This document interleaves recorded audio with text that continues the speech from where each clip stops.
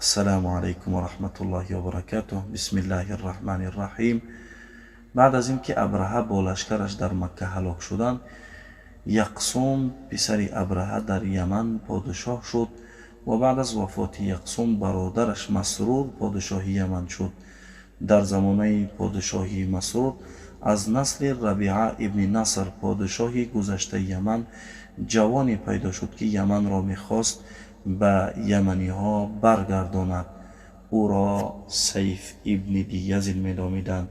سیف ابن لیزین از نسل پادشاه ها بود و بسیار ناخوش بود که بر یمنی ها حبشی ها حکم میکنند.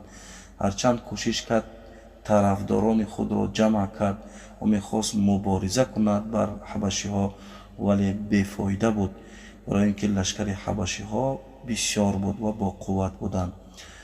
با نزدیکان خود مشورت کرد و به شام سفر کرد، یعنی به سوریه. شام در حکم قیصر بود، یعنی پادشاه ایتالیا، و سوریه در تحت حکم قیصر بود. و همان وقت پادشاهی روم قیصر در شام بود. به نزد قیصر رفت تا که از او یاری طلب کند. با قیصر ملاقات کرد و در مورد یمن سخن کرد. سیف ابن لیزین از قیصر خواست تا که یمن را به مردم یمن برگرداند.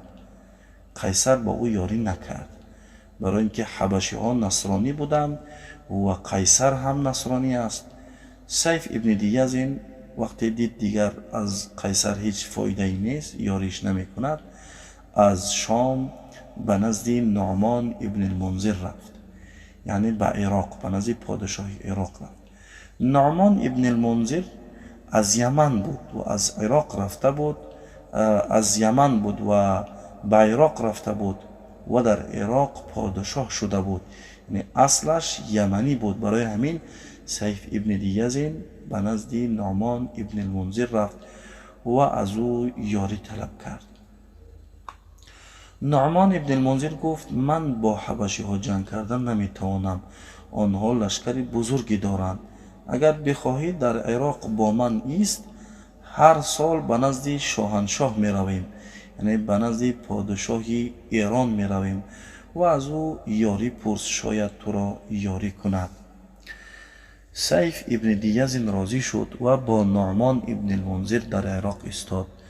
وقتی زیارت به ایران شد، با نعمان ابن المنذر به ایران سفر کرد، به نزد کسرا. کسرا یعنی پادشاه ایران. به نزد کسرا در آمدن، یعنی پادشاه ایران. به نزد کسرا پادشاه ها و مردمان عالی قدر می در آمدن. در نزدش نمی نشستند، بلکه ایستاده سخن می کردند. در پیش تخت کسرا پرده ای بود که پادشاه ایران در پشت پرده می نشست و از بالای تختش تاج بزرگی بود، تاج طلایی که میگویند تقریبا 90 کیلو وزن داشت. تاج را با زنجیرها بسته بودند و از بالا آویزان بود. بعد از نشستن پادشاه ایران پرده را می گرفتند. وقتی مردم این تاج بزرگ را می دیدند و این یعنی هیبت را می دیدند، از این منظره همه به سجده می افتیدند. یعنی برای پادشاه ایران همه سجده می کردند. پادشاه ها، کسی که در قصر حضور داشت، همه سجده می کردند. همه سجده کردند بجز سیف ابن لیزین. او فقط سرش را کمی خم کرد، تمام. کسرا غضبناک شد، گفت این احمق کیست که برای من سجده نمی کند؟ کبر و غرورش بسیار بلند شد. سیف ابن لیزین را به نزدش آوردند. کسرا گفت چرا تو سجده نکردی؟ سیف ابن لیزین گفت در سرم فکری است که من را نگذاشت سجده کنم. کسرا گفت چی فکر است؟ سیف ابن لیزین گفت وطنم را حبشی ها گرفتند، یعنی یمن را حبشی ها گرفتند. میخواهم یمن را برگردانم. бобоҳоям подшоҳи Яман буданд. ман омадам ки манро ёрӣ кунед, ай подшоҳи бузург. Ирон бисёр мулки боқувват буд. Кисро гуфт: барои мо чӣ фоида аст, агар мо ҷанг кунем ва ҳабашиҳоро аз Яман берун кунем? барои мо чӣ фоида аст? Яман биёбон аст, саҳрост, сангу қум аст. подшоҳи Эрон розӣ нашуд барои ёрӣ расондани Сайф ибни Диязин. локин барое ки Сайф ибни Диязин писари подшоҳо ҳаст, тӯҳфаи барояш дод: 10,000 дирҳами нуқра бо либоси қиматбаҳо. Сайф ибни Диязин барои пулу мол наомада буд. ӯ мехост мулки аҷдодашро баргардонад. Сайф ибни Диязин 10,000 дирҳам ва либоси қиматбаҳоро гирифт ва аз қаср берун шуд ва ин 10,000 дирҳамро ба мардум андохт. ҳамаи мардум ҷамъ шуданд, пул мегирифтанд. хабар ба Кисро расид ки Сайф ибни Диязин 10,000 дирҳамро ба мардум дод. Кисро амр кард ҷавонро ба наздаш биёранд. яъне фаҳмид ки барои пулу мол наомадааст, балки чизи дигаре мехоҳад. аз Сайф ибни Диязин Кисро пурсид: чаро тӯҳфаи манро ба берун андохтӣ? Сайф ибни Диязин гуфт: ман барои тилову нуқра наомадаам. ман аз ҷое омадам ки кӯҳҳояш тилову нуқра аст. яъне бо ин суханҳош мехост Кисроро ба худ ҷалб кунад, то ин ки ӯро ёрӣ кунад. подшоҳи Ирон Кисро баъд аз шунидани ин сухан бо бузургон машварат кард. онҳо гуфтанд: мо нашунида будем ки Яман кӯҳҳои тилову нуқра дорад. ин хабари нав аст. ин ҷавон нуқраро ба берун андохт.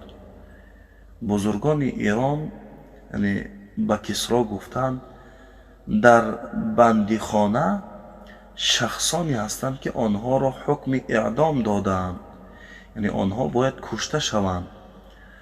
мо онҳоро метавонем озод кунем ва бо онҳо лашкаре тайёр кунем ва бо Сайф ибни Диязин онҳоро ба Яман бифиристем, то ки бо ҳабашиҳо биҷанганд. агар пирӯз шуданд, Яман аз мо мешавад, яъне аз эрониҳо мешавад. агар шикаст хӯрданд, кушта шуданд, пас ҳамон ҳукме аст ки бар онҳо ҳукм шуда буд.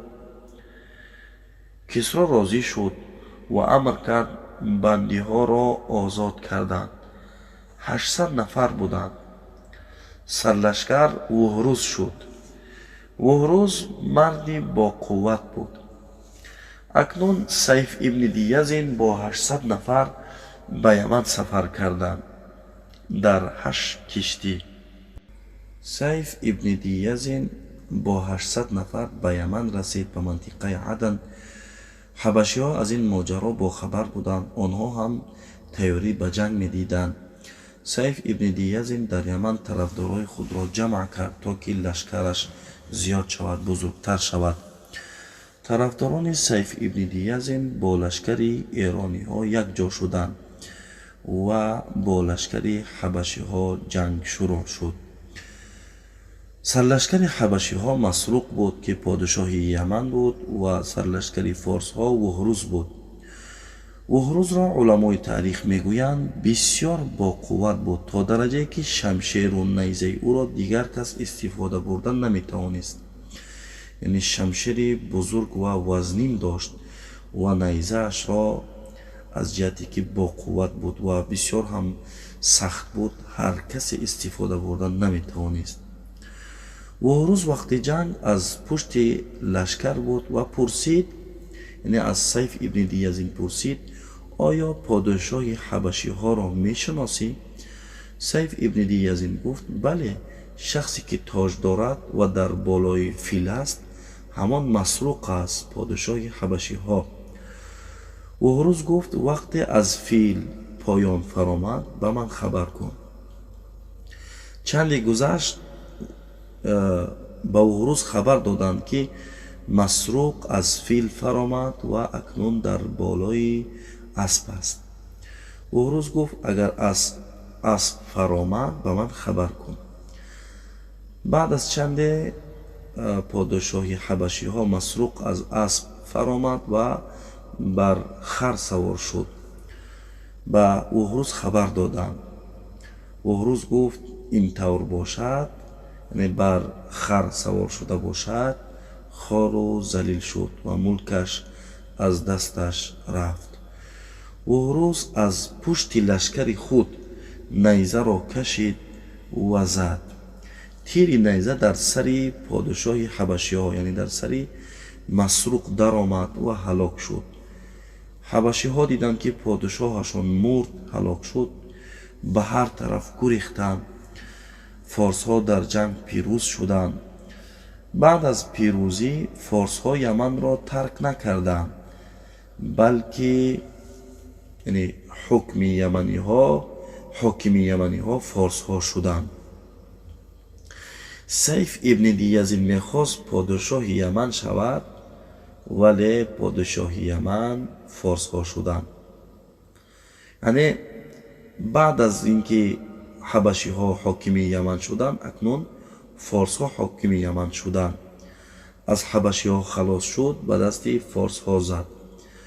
پادشاه یمن امر کرد که حاکم یمن مرزبان شود و حکم به دست یمنی ها افتید. این بود قصه عرب های یمن پیش از اسلام. دوام قصه را در نوار بعدی می شنویم. السلام علیکم و رحمت الله و برکاته.